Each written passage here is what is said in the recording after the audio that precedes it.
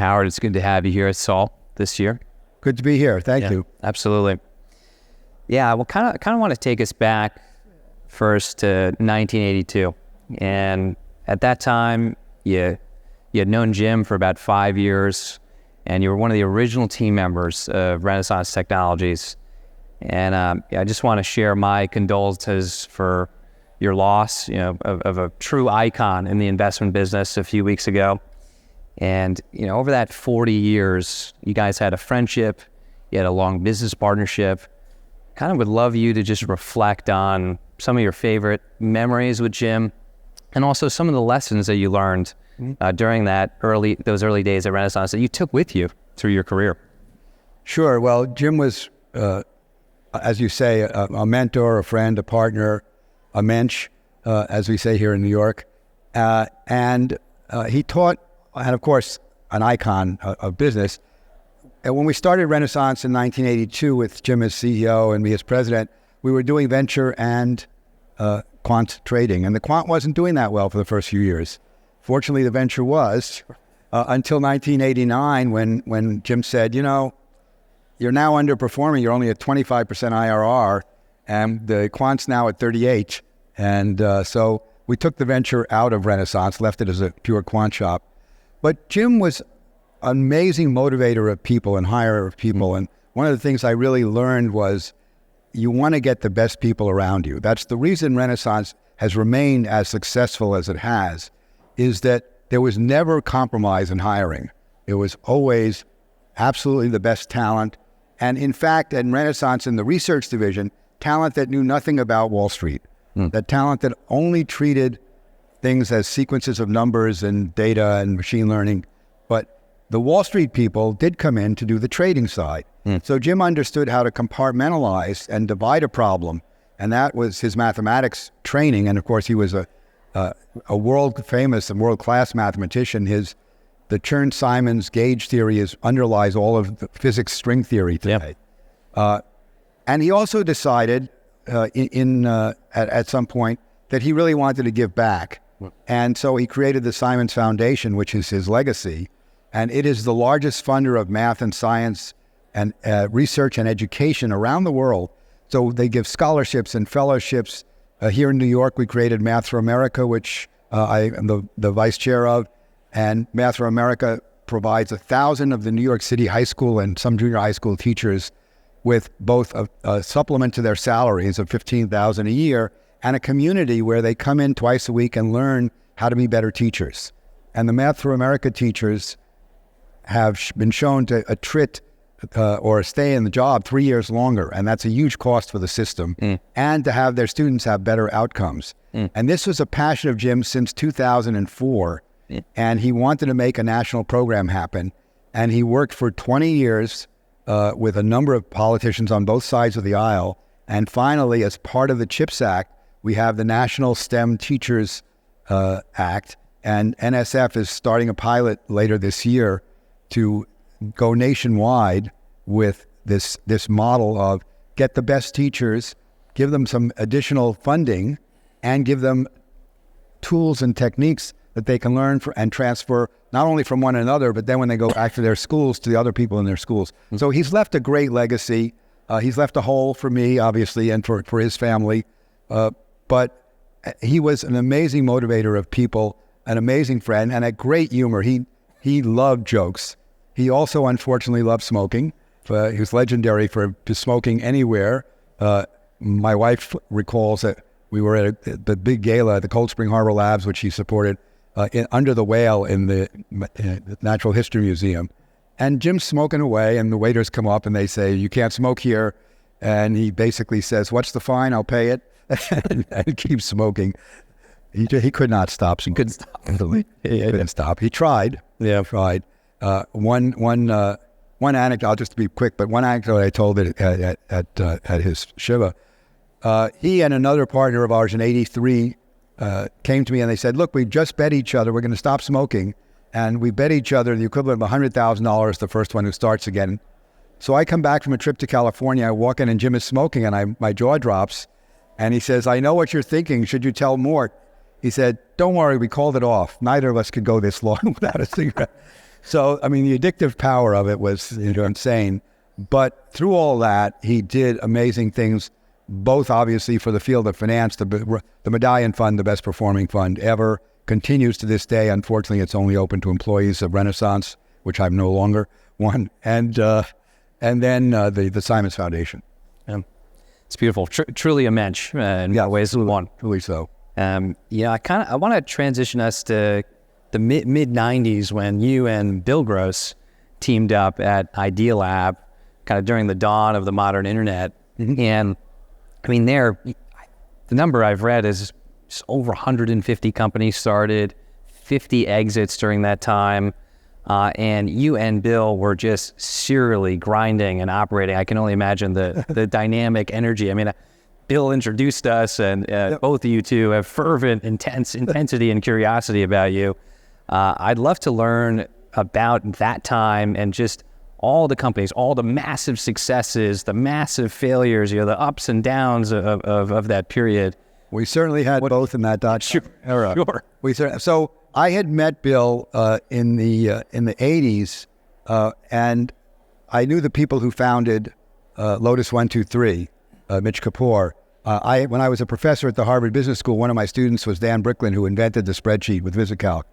And Bill had built a company and sold it to Lotus, and he was going to do something else, and Dan introduced us, and he asked for advice, and I gave it to him. And then in 1995, we were at the TED conference together, and he said, I'm selling Knowledge Adventure, which he had created, which was a lot of kids learned how to read from and so on. And he created that because he always created companies out of necessity. He saw a need. He was in New York and he couldn't find out where to get a haircut. So he created what Insider Pages, what became Insider Pages.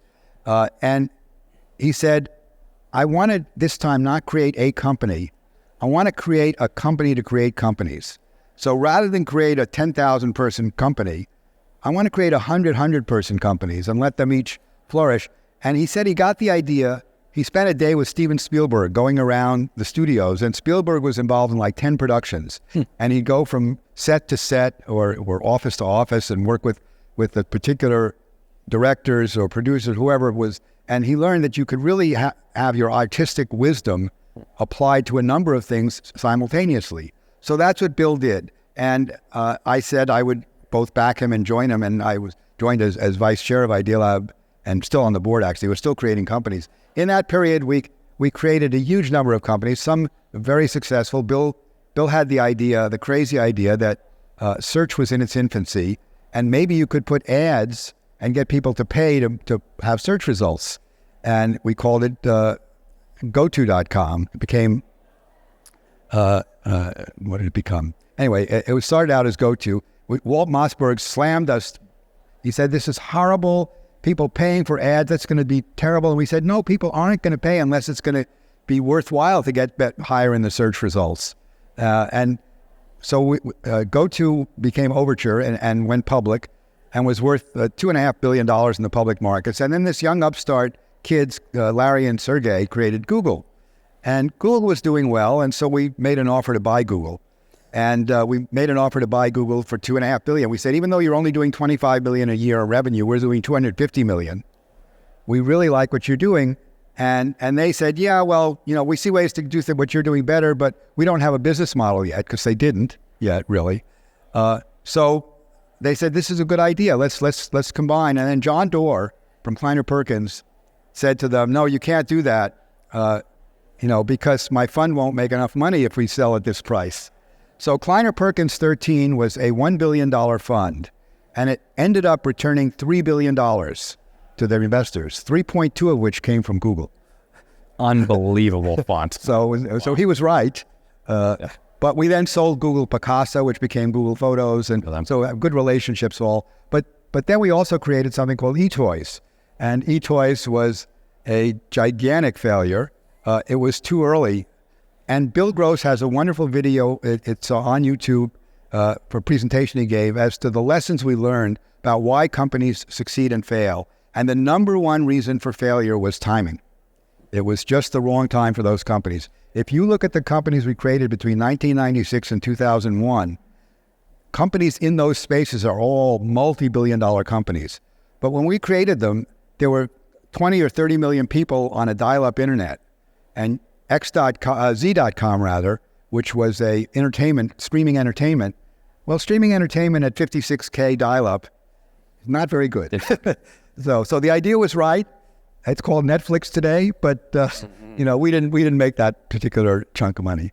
Yeah. And there are examples all over the place. Sure. We actually created 500 companies at Idealab, or projects, if you will, and then about 200 succeeded in either going public or being bought over the decades.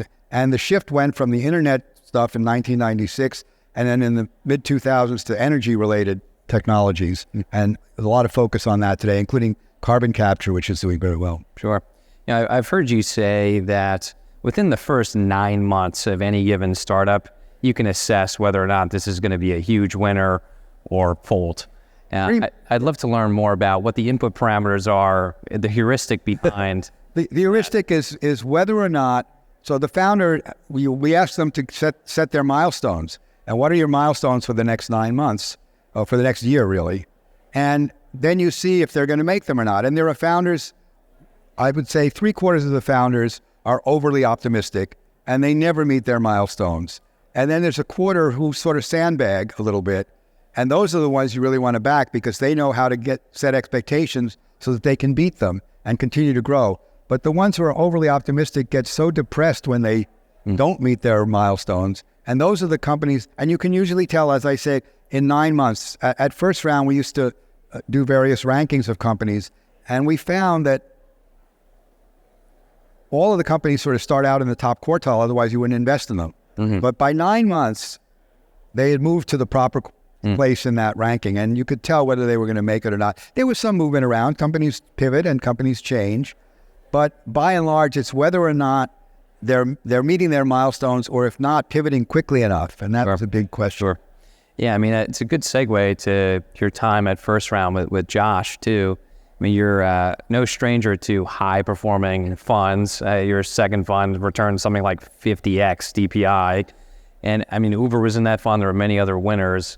I'd love to hear about what made that partnership so successful. And did you, in 9 months, was it apparent that Uber was going to be the blockbuster success that it was? I think it was in 9 months, we knew it was going to be a success. The reason it was a blockbuster, as Garrett Camp created Uber. Garrett Camp had built a company that we invested in 2006 or 7 called StumbleUpon, which we sold to eBay. And for I think we sold it for $85 million, and we had invested it at like a $7 million valuation. So we were very happy with Garrett. And we said, whenever you're finished with eBay, whenever you're fully vested, we'll give you a desk and $250,000 to start whatever you're going to start. And so he came to us and he started, and we said, what are you going to do? He said, well, it's hard to get a taxi in San Francisco. I'm going to create something. I'm calling it Uber Cab. The taxi commission wouldn't let us do that, so it got shortened to Uber. And we said, that market's only a $100 million a year market in San Francisco. Well, 4 years later, they did $500 million in San Francisco alone. But what Garrett said to me was, we started, and 4 months later, he brought in Travis Kalanick. And he said, if I were still running the company, we'd be successful in 6 cities. With Travis, we're now in 600 cities. So the success was apparent. The explosive success took another 2 years to really. I see. That's crystal clear. And that fund was an interesting fund. So we had 70 companies in the fund, roughly speaking, 68 of which returned about 5x. There were some really good companies in that 5x. The 69th was Uber, which returned 20 plus 22x or so. And you'd think that, that's a 27x fund. That's one for the ages. But right after we did Uber, our partner, Chris Freilich, brought in a company which we turned down. And he came to us a couple of months later and said, you made a mistake. I'm bringing my 8-year-old son, Max, to pitch you on Roblox. And Max pitched us on Roblox. Now, Uber went from 4 million pre-money to 3 billion in 3 years. Roblox was like 7 or 8 million pre-money in almost the same time. It took 10 years to get to 100 million pre-money. But when it exited in 22, it returned more to the fund than Uber did, 23 or 24x. So, a lot of luck.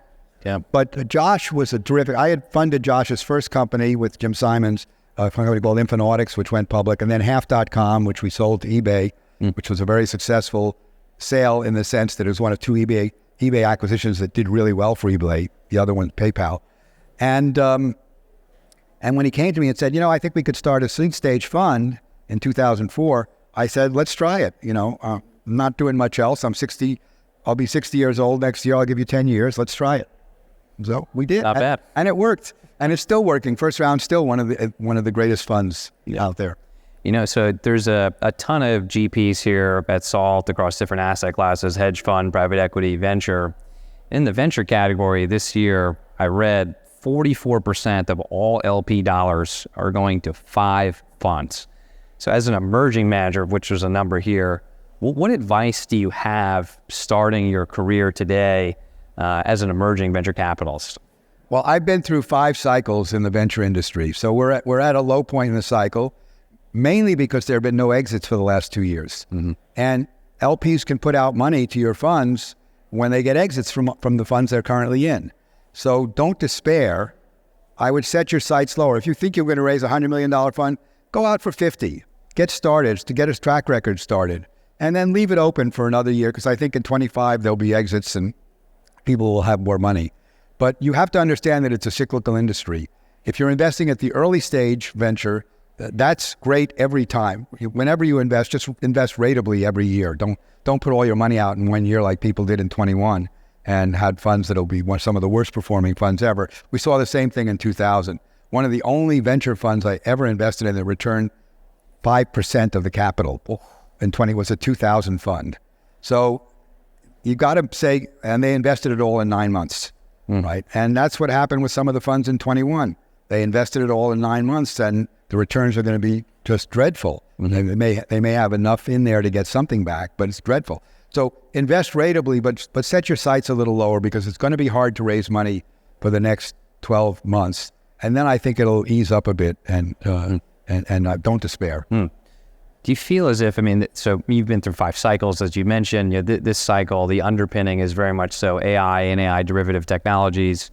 Do you feel like this one has some level of uniqueness relative to the mobile cycle, the early internet cycle, and even the semiconductor cycle prior to that? The main difference in the AI cycle, which we're seeing, is speed. In all of the other cycles, the internet cycle, we had 5 years to get the big winners emerge, 7 years even. And in the social cycle, we had 7 or 8 years. You had MySpace before Facebook, you had Friendster, and then in the mobile cycle, you had a number of years. In the AI, what we're seeing is that somebody does something, and immediately, because AI itself can learn so well, OpenAI is doing the same thing, and Google Genesis is doing the same thing. So you've got to be very careful in AI to pick something where you have a unique source of data.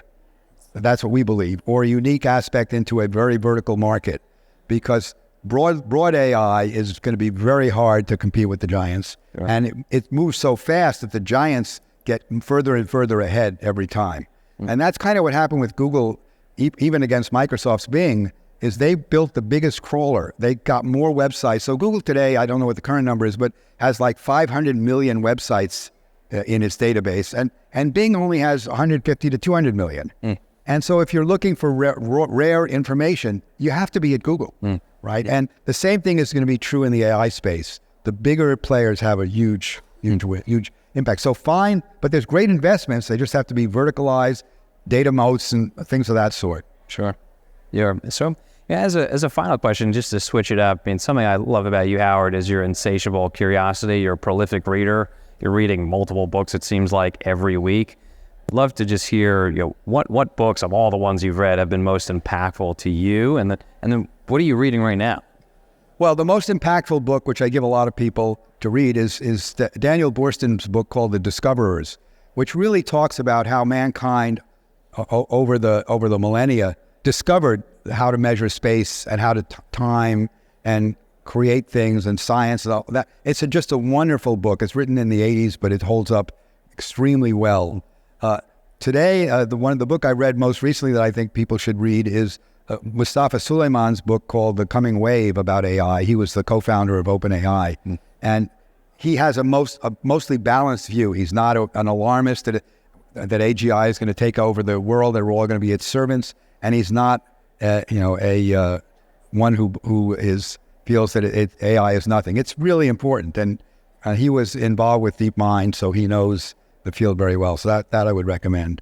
I also read a lot of mysteries and other things like that. So I'm reading David Ignatius, who is the Washington Post columnist, is also a mystery writer who writes wonderful mysteries, and the current one is called Phantom Orbit, and it's about how the Chinese infect all these space and GPS satellites so that when there's a war, they can shut off all of that GPS positioning, which is why we're now investing in quantum computing and quantum sensing, because with quantum sensing, you can create inertial navigation systems that don't drift as much, so they can take the place of GPS when you might need it in wartime. Brilliant. Well, with that, Howard Morgan, ladies and gentlemen, thank you.